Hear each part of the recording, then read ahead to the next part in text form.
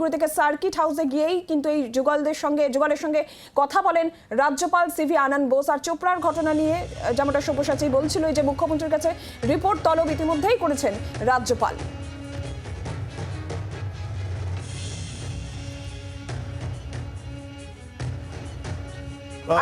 তবে নীলাঞ্জনা, কোচবিহারের যে ঘটনা, সেই ঘটনায় কিন্তু দেখা করেছেন রাজ্যপাল নির্যাতিতদের সঙ্গে। আমরা আরেকটু গোটা বিষয়টা বুঝে নেওয়ার চেষ্টা করি। নারায়ণ রয়েছেন আমাদের সঙ্গে টেলিফোন লাইনে, আমাদের প্রতিনিধি নারায়ণ। এই মুহূর্তের আপডেট কি রয়েছে?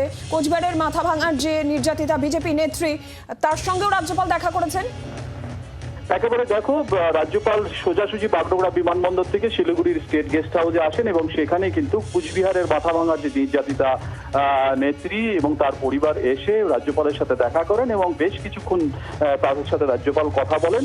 তারপরেই কিন্তু তিনি প্রেস কনফারেন্স করে এখান থেকে দিল্লির উদ্দেশ্যে রওনা দেন। পাশাপাশি বলে রাখি, রাজ্যপাল তো মূলত প্রেস কনফারেন্সে আজকে তার যে প্রেস কনফারেন্স মূল এজেন্ডা, যেটা হচ্ছে চোপড়ার যে ঘটনা এবং এই কুচবিহারের ঘটনা, নিন্দনীয় ঘটনা জানিয়ে তিনি সরাসরি কিন্তু রাজ্যের মুখ্যমন্ত্রীকে তোপ ডাকলেন এবং পুরো বিষয়টি তিনি দেখছে তার জানা রয়েছে।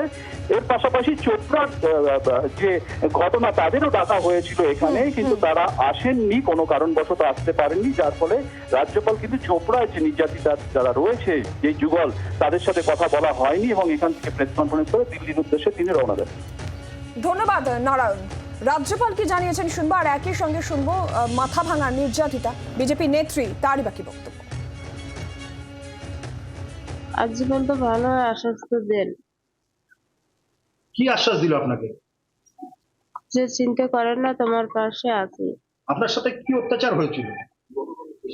আমাকে পুরো মারধর করছে মহিলাগুলো টিএমসি নিয়ে। আমি নদীর পর থেকে আসতেছি পাটবাড়ি দেখতে, আমাকে ধরে উলঙ্গ করি এইভাবে মারধর করছে। এখন কি মমতার পুলিশ আর মমতা ব্যানার্জির আমি কোনো ভরসা পাই না, ওদের দিয়ে কোনো হবে না। আপনি কি বিজেপি করতেন? হ্যাঁ। তো আপনি গভর্নর যে সাহেবের সাথে যে আজকে কথা হলো, তাতে কি আপনি আশ্বস্ত? মানে আপনি কি মনে হয় আপনার কাজ হবে অভিযোগ করে? ওইটা তো অবশ্যই যে কাজ হবে। I have come to the conclusion that there is official patronage of violence in the state. That's a serious issue which will be tackled in appropriate manner. Certainly, the culture of violence has the backing and patronage of government. Government supported or government initiated violence is a phenomenon which nobody can tolerate in a civilized society.